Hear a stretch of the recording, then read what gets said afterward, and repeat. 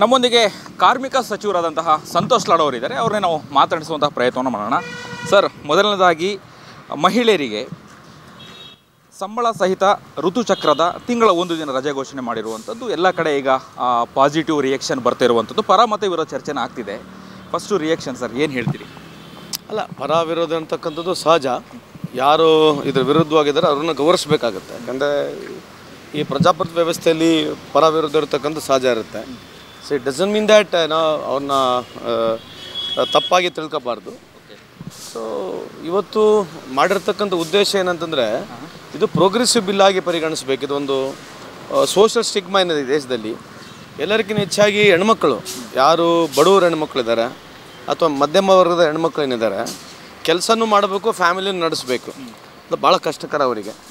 ಒಂದು ತಾಯಿಯಾಗಿ, ಒಂದು ತಂಗಿಯಾಗಿ, ಒಂದು ಅಕ್ಕ ಆಗಿ, ಒಂದು ಸೊಸೆಯಾಗಿ, ಒಂದು ಸಂದರ್ಭದಲ್ಲಿ ಅತ್ತೆ ಆಗಿ ಇಡೀ ಮನೆಗಳನ್ನ ನೋಡ್ಕೊಂಡು ಹೋಗ್ತಕ್ಕಂಥವ್ರು ಏನಿದ್ದಾರೆ, ಬಡವರು, ಕೂಲಿ ಕಾರ್ಮಿಕರು, ಮಧ್ಯಮ ವರ್ಗದವ್ರು ಹೆಣ್ಮಕ್ಳು ಏನಿದಾರಲ್ಲ, ಅವ್ರಿಗೆ ತುಂಬ ಕಷ್ಟ ಇದು. ಸೌಕಾರ ಹೆಣ್ಮಕ್ಳಿಗೆ ಸ್ವಲ್ಪ ಮಟ್ಟಿಗೆ ನಡೀತದೆ. ಯಾಕಂದರೆ ಜನರಲಾಗಿ ಅವ್ರಿಗೆ ಸ್ವಲ್ಪ ಹಣದ ಕೊರತೆ ಇರೋದಿಲ್ಲ. ಸ್ವಲ್ಪ ಗಿರ್ಮೆಂಟ್ ಇಟ್ಕೊಂಡು ಮಾಡ್ತಕ್ಕಂಥದ್ದು ನಾವು ನೋಡಿದ್ದೀವಿ ದೇಶದಲ್ಲಿ.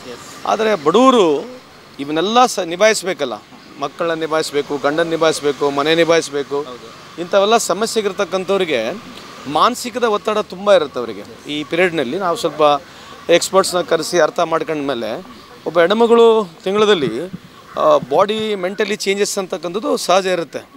ಅದರಲ್ಲಿ ಈ ಪೀರಿಯಡ್ ಬಂದಾಗ, ಈ ಮೆನ್ಸ್ಟ್ರಕಲ್ಸ್ ಪೀರಿಯಡ್ ಬಂದಾಗ ಅವರಿಗೆ ಭಾಳ ಮಾನಸಿಕವಾದಂಥ ಒತ್ತಡ ಇರ್ತದೆ. ಹಂಗಾಗಿ ಇದು ಪ್ರೊಡಕ್ಟಿವ್ ಕೂಡ ಆಗುತ್ತೆ. ಯಾಕಂತಂದ್ರೆ ಅವ್ರಿಗೆ ಒಂದಿನ ರೆಸ್ಟ್ ಸಿಕ್ಕಾಗ ನೆಕ್ಸ್ಟ್ ಹೋಗಿನ ಚೆನ್ನಾಗಿ ಕೆಲಸ ಮಾಡ್ಲಿಕ್ಕೂ ಅನುಕೂಲ ಆಗುತ್ತೆ. ಪ್ರೊಡಕ್ಟಿವ್ ಕೂಡ ಆಗುತ್ತೆ. ಇದೇನು ಭಾಳ ನೆಗೆಟಿವ್ ಅಂತಲ್ಲ. ಆ ಒಂದು ಉದ್ದೇಶದಿಂದ ನಾವು ಕ್ಯಾಬಿನೆಟಿಗೆ ತಂದಂಥದ್ದು ಸನ್ಮಾನ್ಯ ಮುಖ್ಯಮಂತ್ರಿಯವರು, ಆಮೇಲೆ ಎಲ್ಲ ಕ್ಯಾಬಿನೆಟ್ ಸಚಿವರುಗಳು, ಉಪಮುಖ್ಯಮಂತ್ರಿಯವರೆಲ್ಲ ಸೇರಿ ಇದಕ್ಕೆ ಒಮ್ಮತದಿಂದ ಇವತ್ತು ಇದಕ್ಕೆ ಮನ್ನಣೆ ಕೊಟ್ಟಿದ್ದಾರೆ. ಸೊ ನನ್ನ ವೈಯಕ್ತಿಕ ಪರವಾಗಿ, ರಾಜ್ಯದ ಎಲ್ಲ ಹೆಣ್ಮಕ್ಳ ಪರವಾಗಿ ನನ್ನ ಸರ್ಕಾರಕ್ಕೆ, ಮುಖ್ಯಮಂತ್ರಿಗಳಿಗೆ, ಎಲ್ಲ ಕ್ಯಾಬಿನೆಟ್ ಸಚಿವರುಗಳಿಗೆ ನಾನು ಅಭಿನಂದನೆ ಸಲ್ಲಿಸಲಿಕ್ಕೆ ಇಚ್ಛೆ ಬಯಸ್ತೇನೆ. ಓಕೆ, ಪ್ರಪೋಸಲ್ ಇಟ್ಟಾಗ ನೀವು ತುಂಬ ಭಾವುಕರಾದ್ರಂತೆ, ಮಹಿಳೆಯರ ಸಮಸ್ಯೆಗಳನ್ನು ಕೇಳಿ ಸರ್. ಇಲ್ಲ, ಬಂದಾಗ ಹೌದು, obviously when you hear the story. ಯಾಕಂದರೆ ಕೇಸ್ ಬೈ ಕೇಸ್ ಕೇಳಿದಾಗ ಪ್ರಾಬ್ಲಮ್ಸ್ ಏನಿರುತ್ತೆ, ಕೆಲವರಿಗೆ ತುಂಬ ಕ್ರ್ಯಾಂಪ್ಸ್ ಆಗಿಬಿಡುತ್ತೆ, ನಡಿಲಿಕ್ಕೆ ಬರಲ್ಲ, ಕೆಲವರಿಗೆ ತುಂಬ ಹೊಟ್ಟೆ ನೋವು ಇರುತ್ತೆ. ಎಸ್ಪೆಷಲಿ ಪೊಲೀಸ್ ಹೆಣ್ಮಕ್ಳು ಒಂದೇ ಜಾಗದಲ್ಲಿ ನಿಂದಿರಬೇಕು, ಟೀಚರ್ಸ್ಗಳು. ಸೊ ಯಾರ್ಯಾರು ಪಬ್ಲಿಕ್ ಲೈಫ್ನಲ್ಲಿ ಕೆಲಸ ಮಾಡ್ತಾರೆ ಅವರಿಗೆ ತೊಂದರೆ ಇದ್ದೇ ಇದೆ. ಸೊ ಇದನ್ನು ಪಾಸಿಟಿವ್ ಆಗಿ ತೊಗೋಬೇಕು. ಯಾಕಂದರೆ ಹೆಣ್ಮಗಳು ಬೇರೆ ಆ ಜಾಗದಷ್ಟೇ ಕೆಲಸ ಮಾಡಲ್ಲ, ಮನೇಲಿ ಕೂಡ ಕೆಲಸ ಮಾಡ್ತಾ ಇರ್ತಾಳೆ, ಅಡುಗೆ ಮಾಡಬೇಕು. ಸೊ ಇದನ್ನು ಎರಡೂ ಯೋಚನೆ ಮಾಡಬೇಕು ನೀವು. ಬರೀ ನಂದು ಪ್ರೊಡಕ್ಟಿವ್ ಅಷ್ಟೇ ಅಲ್ಲ, ಫ್ಯಾಮಿಲಿ ಪ್ರೊಡಕ್ಟಿವೇ ಸೊಸೈಟಿ ಪ್ರೊಡಕ್ಟಿವ್.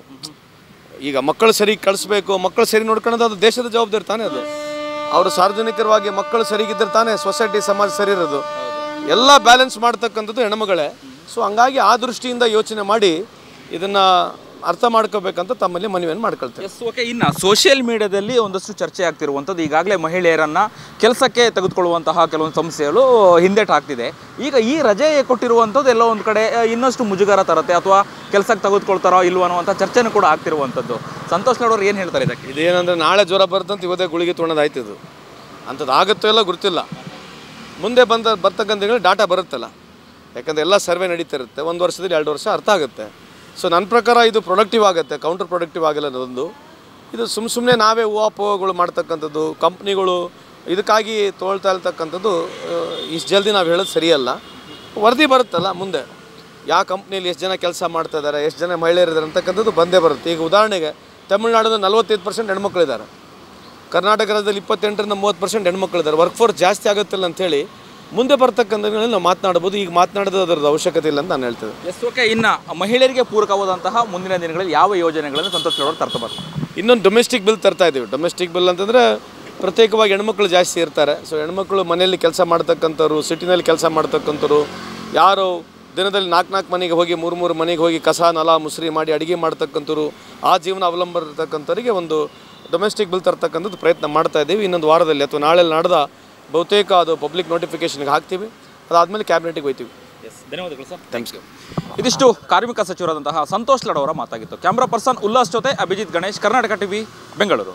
ನೀವು ಸಣ್ಣ ಆಗ್ಬೇಕಲ್ವಾ? ಅದು ಒಂದು ಉತ್ತಮ ಆಹಾರದಿಂದ ಸಣ್ಣ ಆಗ್ಬೇಕಲ್ವಾ? ಪ್ರತಿದಿನ ನಮ್ಮ ಜೀನಿ ಸ್ಲಿಮ್ ನ ಯೂಸ್ ಮಾಡಿ ಯಾವುದೇ ಸೈಡ್ ಎಫೆಕ್ಟ್ ಇಲ್ದಂಗೆ ನೀವು ಸಣ್ಣ ಆಗ್ತೀರಾ.